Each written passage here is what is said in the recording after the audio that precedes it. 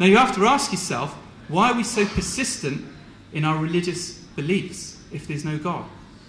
A lot of it stems from the fact that human beings are conscious beings.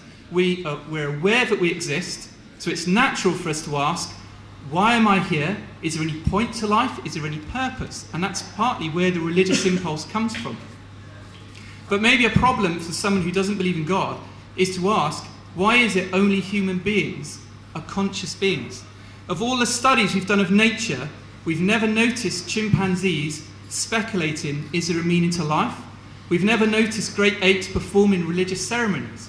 Animals are happy to exist, to survive, to reproduce, and to die. Why is it human beings are not happy just to survive, reproduce, and die? Why do we yearn for a purpose in life? Why are we so afraid of dying and hopefully wish there might be something after this life? What is an evolutionary explanation for such a state of affairs? But actually that would fit if there's a God. The Bible says that God has placed a sense of eternity in our hearts, that he made us for a purpose, and that when we live out that purpose in relationship with him, we find happiness and fulfillment in life. So the first thing from human experience that could suggest that there's a God would be our very religious nature and our consciousness, our sense of being. The second thing I would say is our sense of justice. All over the world, in every culture, people have a sense of right and wrong. And there's a remarkable similarity in what they do and do disagree with, do agree with and do disagree with. So for example, murder, adultery, theft, in every culture in the world, those things are considered bad. Now, where did this moral sense come from? Now, some people will say it came about through peer pressure, that if we want to live in a society, then we all have to pretend not to be as selfish as we are and get along with each other, and in a kind of you scratch my back and I'll scratch yours kind of attitude. And that's a possible explanation.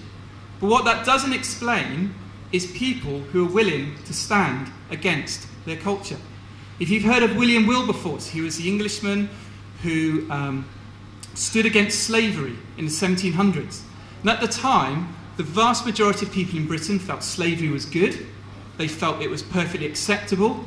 Our whole economy was built on the slave trade, so people would say, if we get rid of slavery, we'll all end up being paupers. And when William Wilberforce first stepped forward, he was ridiculed and mocked, and loads of people opposed what he tried to do. In the end, he won over enough public opinion to get the slave trade abolished. But I'd ask you, if our sense of right and wrong is derived from peer pressure, how could he withstand peer pressure and actually change society rather than conform to society himself? His sense of right and wrong came from his Christian faith. And I would say that our sense of right and wrong is a sign that there is a moral lawgiver.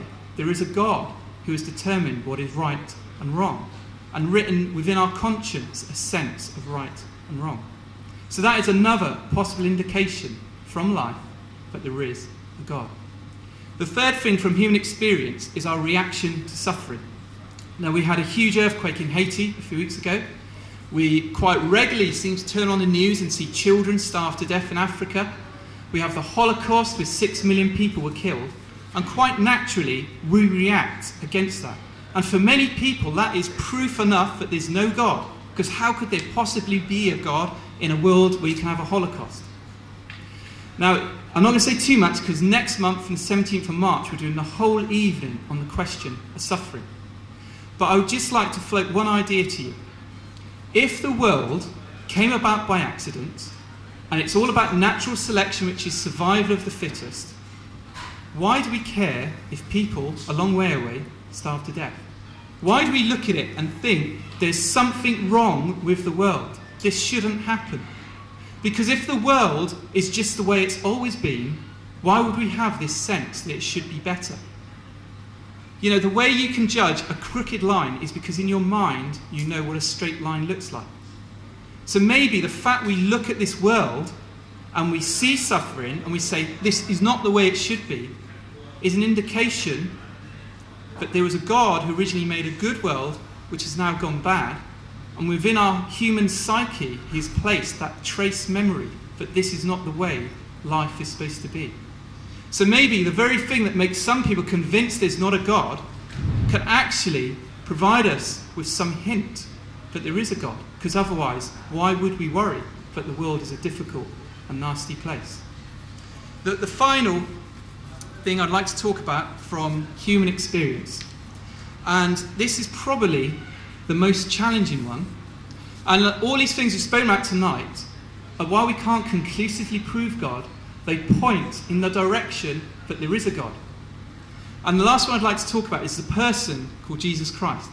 Because we know from history he was a real person, he really lived, he really died, he was really crucified by the Romans. That's historical fact. We also know that he's probably been the most influential person in human history. He has affected more cultures, more moral standing in society than any other human being who's lived since or before him. Now, when Jesus was on earth, some of his disciples asked him a question. They were very basic, down-to-earth guys. And they said, show us God, and then we'll know this is all true. And I suspect many of you could go along with that, because seeing is believing. And Jesus' reply to them was, if you've seen me, you have seen God. And that was one of a number of occasions where Jesus claimed to be not just a man, but to be God. So I would suggest to you tonight that if you were interested in looking further into is there a God, does God exist, the place to start would be Jesus. Because if he was true in his claim, then we need no other proof. And if you would like to do that, I have some free booklets which you can take away. They're just called Why Jesus? And they're absolutely free, and you can take one from me with no obligation. So if you come and see me at the end, I'll happily let you have one. Now, I'm aware I've rattled through that quite quickly. So would anyone like to ask any questions?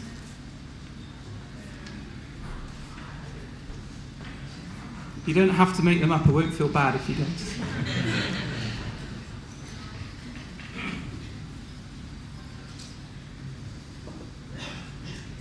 Okay, that's fine. Well, if you do think of a question that you'd like to ask, I'm going to be here for a little while, so you can come and find me.